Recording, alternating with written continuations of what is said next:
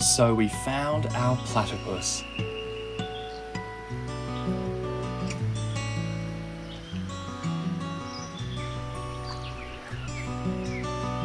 We found it again. And again.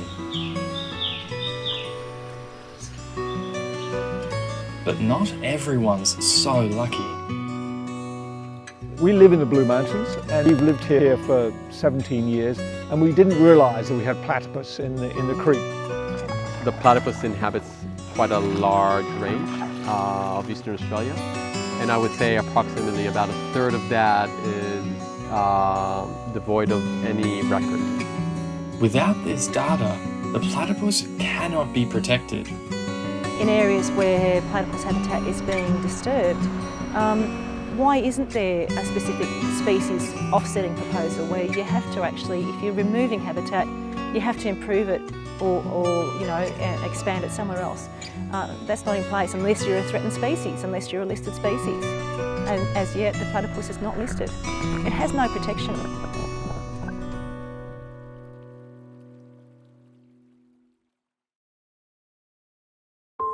Each year, 500,000 hectares of habitat is destroyed in Australia.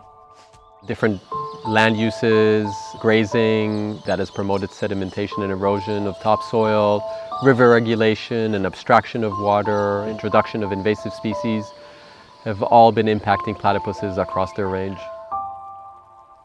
Without healthy rivers, platypus can't survive. They need clean waterways, they need to be able to move up and down their waterways, and they are very much reliant on stable earthen banks to dig their burrows and build their nest in.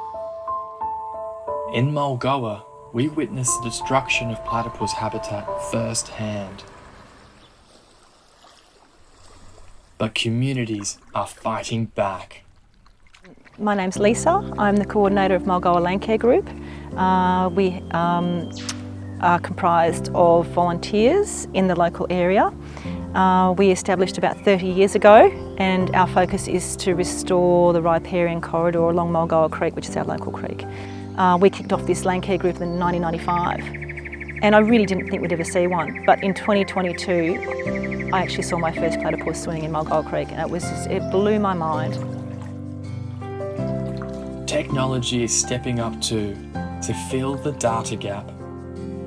We have implemented radio tracking on platypuses, and that helps us follow the platypuses straight to their burrows and better understand their requirements in terms of burrowing. We've also been employing environmental DNA, so we take water samples, and that gives us an understanding if platypuses are inhabiting that waterway or not. This is bigger than platypus.